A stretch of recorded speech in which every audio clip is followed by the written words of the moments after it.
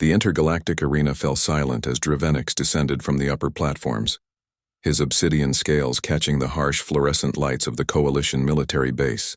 The War Dragon, last of his kind, survivor of the Burning Nebula genocide, had rejected 47 potential riders in the past 3 cycles. Each one had approached with confidence, with military precision, with the arrogance that came from being selected by the Galactic Defense Council. Each one had been fortunate to escape with their lives. Commander Jathir, a towering Krillian with 4 arms and bioluminescent markings, watched from the observation deck as another candidate was carried away on an anti-gravity stretcher. "This is becoming problematic," he growled, his translator chip rendering his clicks and whistles into standard galactic. "The Vrex Armada approaches the outer colonies. We need dragon riders, and Dravenix is our most powerful asset." "Perhaps we're sending the wrong candidates," offered Dr. Yenna, the station's xenopsychologist. Her tentacles rippled with concern. "War dragons bond through trauma recognition, not dominance displays." "Then find me someone with trauma," Jathir snapped. In Section D7 of the engineering bay, Emma Chen didn't hear the commander's order. She didn't hear much of anything. Born deaf on Earth, she'd refused the standard cochlear mods that most humans accepted upon joining the Coalition forces. She preferred the silence, the way it allowed her to see things others missed. She was calibrating a plasma conduit when the vibrations started, not the usual hum of the ship's engines, but something else. A resonance that traveled through the metal floors and into her bones. Emma placed her palm flat against the wall, feeling the rhythm, pain, rage, loneliness. Without thinking, she followed the vibrations. The dragon's chamber was supposed to be restricted, but Emma had never been good at following rules that didn't make sense to her. The security panel was child's play. 3 years of engineering experience had taught her that most locks were designed to keep out people who relied on their ears for alarm warnings. Dravenix sensed her before she entered.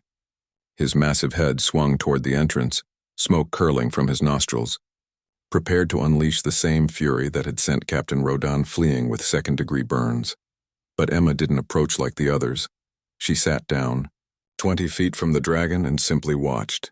Her dark eyes traced the pattern of his scars, plasma burns that crisscrossed his flanks, the missing horn on the left side of his skull, the way his right wing hung slightly lower than his left.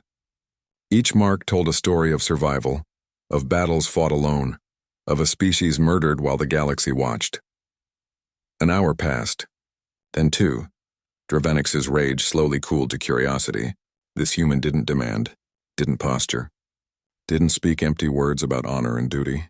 She simply existed in his space, her breathing calm, her heartbeat steady. Emma pulled out her holopad and began to sign, her fingers moving in fluid gestures. She didn't know if the dragon could understand, but communication had never been just about sound for her. It was about intent, about the language written in posture and patience. "I see you," her hand said. "I see what they did to you." Dravenix's massive pupils contracted.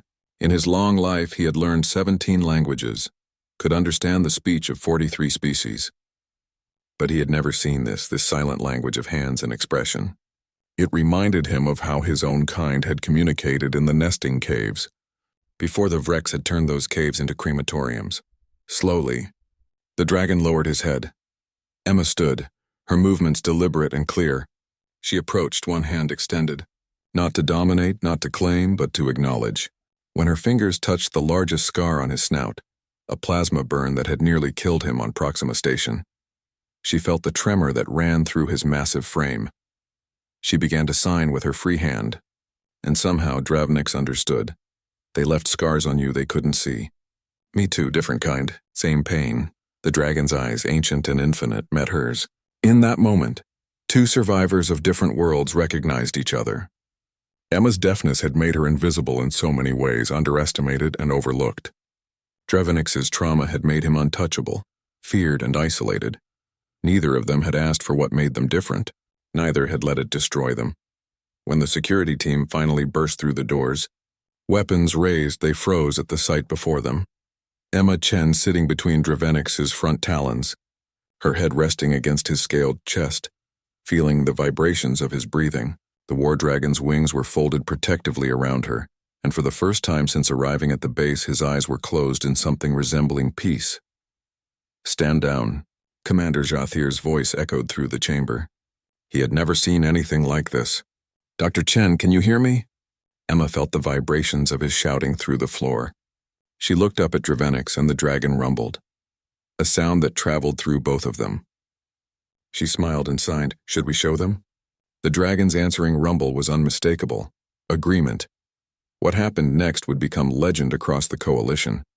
Emma Chen, the deaf human engineer who had never been approved for combat training, stood and placed her hand on Dravenix's foreleg.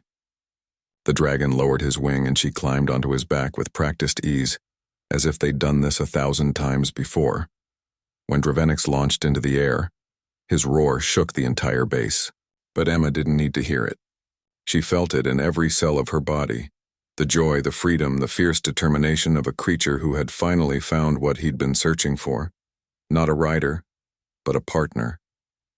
Someone who understood that strength wasn't about dominating others, but about surviving what should have broken you and choosing connection anyway.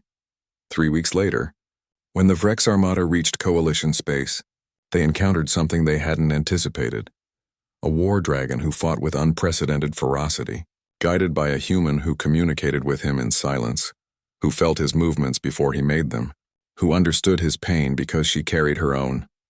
The Vrex had conquered 100 worlds, but they had never faced humanity's most dangerous quality, the ability to turn wounds into wisdom, and isolation into unbreakable bonds. Dravenix and Emma proved that sometimes the strongest voices are the ones that never need to be heard, only felt.